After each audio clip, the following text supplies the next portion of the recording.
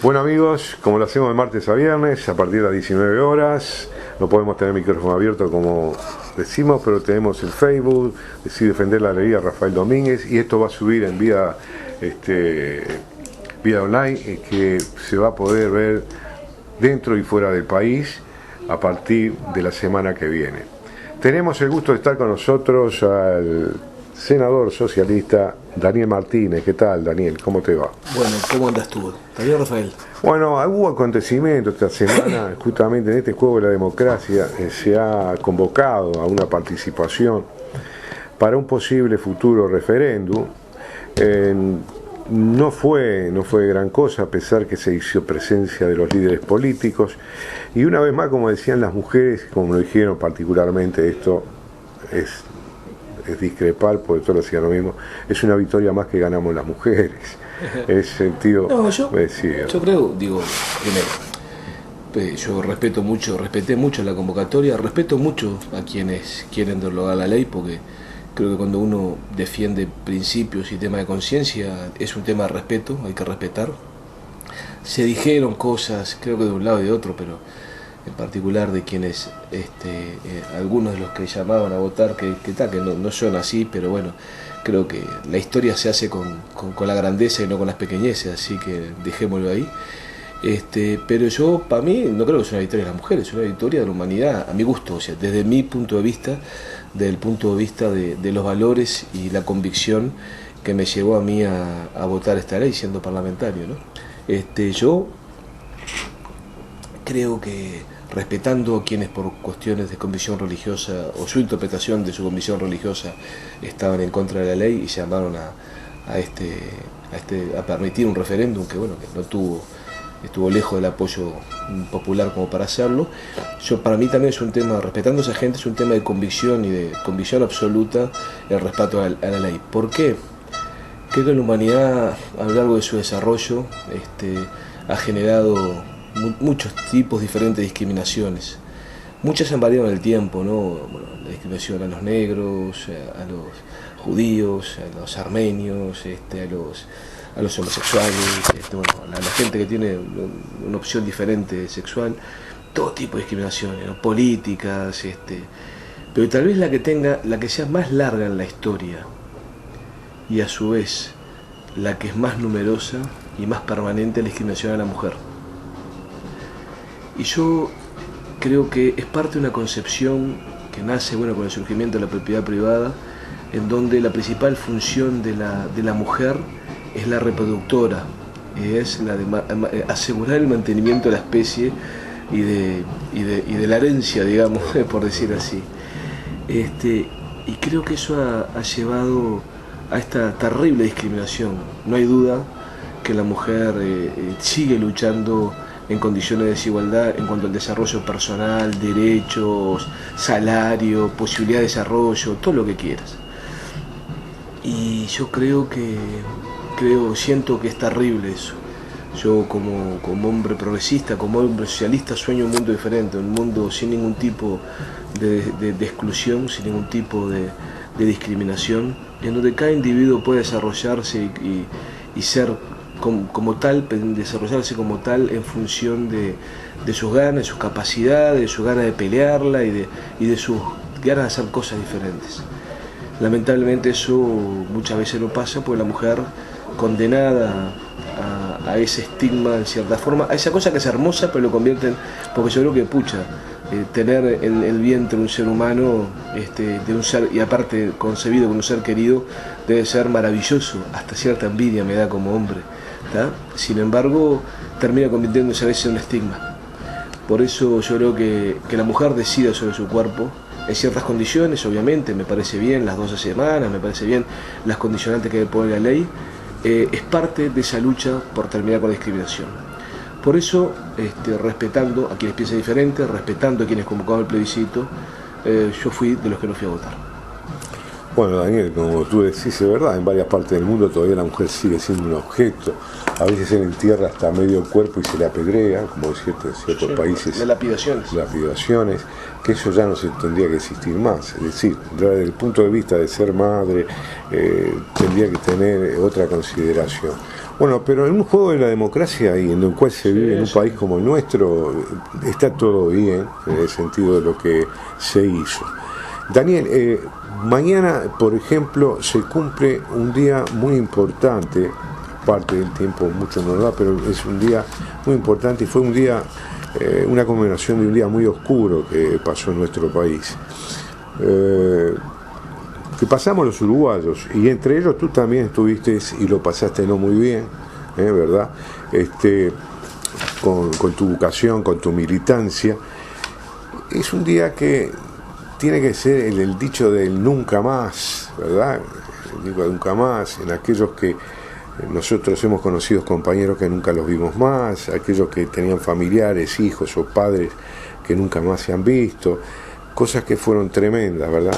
Y a pesar de esos 40 años, esto tenía que ser, no sé si se puede cerrar esto o se va a seguir cerrando, porque la herencia va a seguir y cada vez viene en un proceso, quizás, podríamos decirle, ese proceso más enérgico, en vez de calmarse, viene con más aceleración, con más, podríamos decir, vehemencia, ¿verdad? ¿Qué expectativa te da a pesar de estos 40 años que hemos vivido, que hace que vivió este país y que donde esta fuerza política fue castigada, en los cuales tú también te has jugado papeles muy importantes en aquella época, Daniel? Y bueno, para mí el golpe de Estado significa muchas cosas, y en buena medida significó ni más ni menos que mi decisión de entrar en política, ¿no?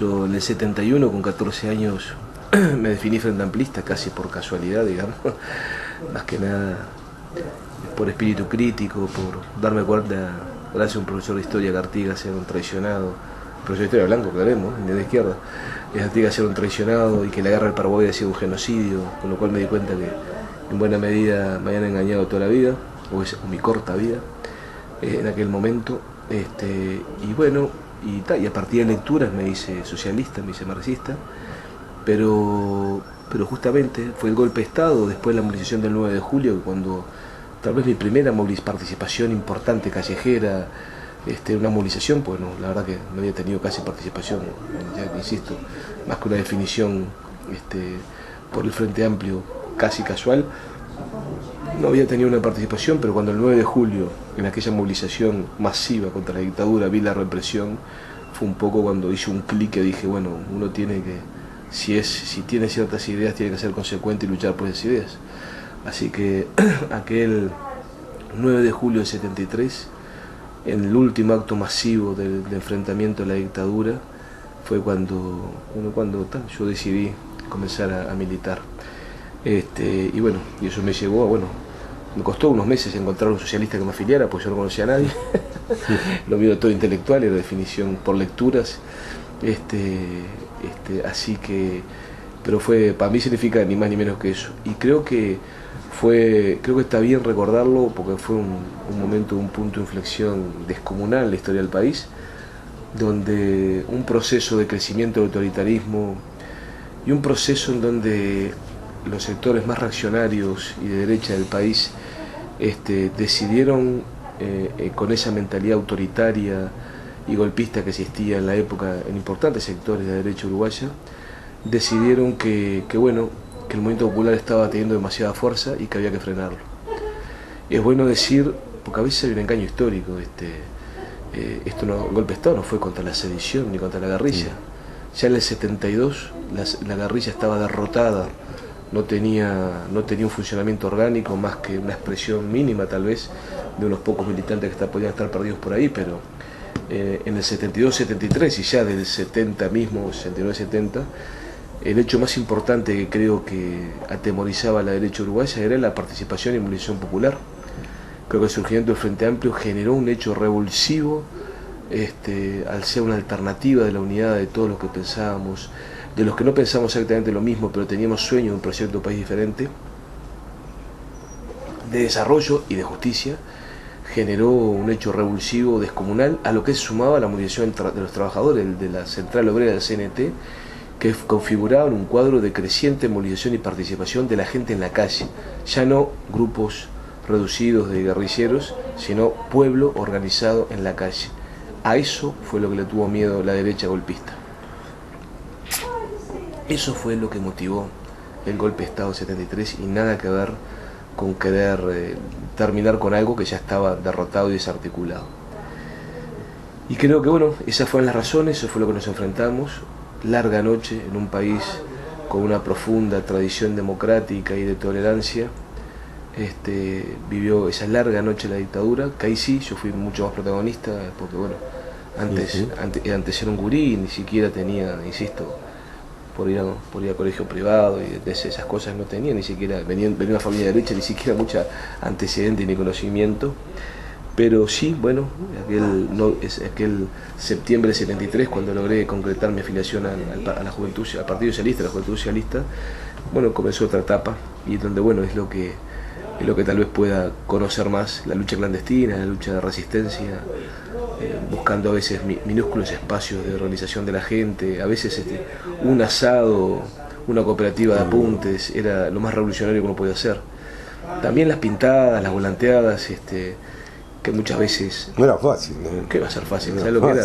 Salir de pintada era todo una obra de ingeniería, con los campanas, y las parejitas que decían que estaban chuponeando y estaban haciendo campanas, y a los que... Yo realmente era el que me dedicaba a pintar, era el que tenía el carayón o el spray, pero bueno, eso hasta el 76, ya después del 76 se decidió, sobre todo después que cayó mucha gente, muchos compañeros, entrañables compañeros, me acuerdo de Lewe Vaz, compañero camarada, que justamente de esas pintadas terminó cayendo preso, como otros muchos. Empezamos, bueno, el criterio fue, no servía de mucho andar pintando muros, había que dedicarse a mantener la estructura clandestina y tratar de organizar a la gente en múltiples expresiones. Pero bueno, los largos años y tristes años, la organización estudiantil en los años 75 que yo entré a facultad, 79 casi de subsistencia, de una mínima expresión. Ya el 78-79 logramos hacer una coordinadora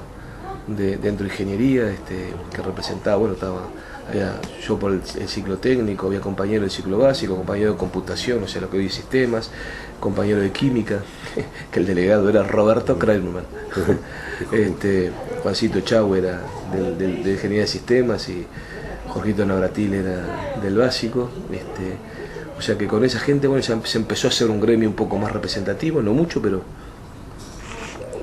estamos hablando de tal vez que le llegaríamos 150, 200 estudiantes a reventar en el 78-79, en el 75-78 de repente le llegábamos 40, 50, que eran épocas de represión muy dura, pero bueno, yo recuerdo el 75, primer aniversario de la intervención, una parada en medio, año 75, en medio de la clase más concurrida que era Análisis Matemático 1, el profesor Forteza, una parada que me tocó largar, yo era el que la largaba, yo tenía 18 años, estudiante recién ingresado a facultad, y nos paramos, había como 80 que se iban a parar, nos terminamos parando creo que menos de 20 o 20. Era un momento de mucho miedo, convivir con el miedo. Una vez leí, me acuerdo, un filósofo, un sociólogo francés, creo que era francés, que estudiaba el papel de miedo en la resistencia a luchas de la alemana hasta, bueno, a la lucha contra el nazismo, hasta todas, ¿no? Digamos, los países ocupados y en la misma Alemania, el papel del miedo, porque uno vive sin saber qué va a pasar contigo el otro día, sin saber. Yo que me casé muy joven, con 19 años, y tenía mi familia, y quería con pasión a mi familia, en realidad nunca saber si les iba a saber el otro día, si tú y tu compañero iban a estar presos, si los compañeros aguantaban la tortura y te delataban o no, cosa que en mi caso nunca pasó, cosa que hasta el día de hoy estaré agradecido a los compañeros que no dieron mi nombre. Pucha, se habrá historias para contar, ¿no? Pero bueno, me fui al diablo.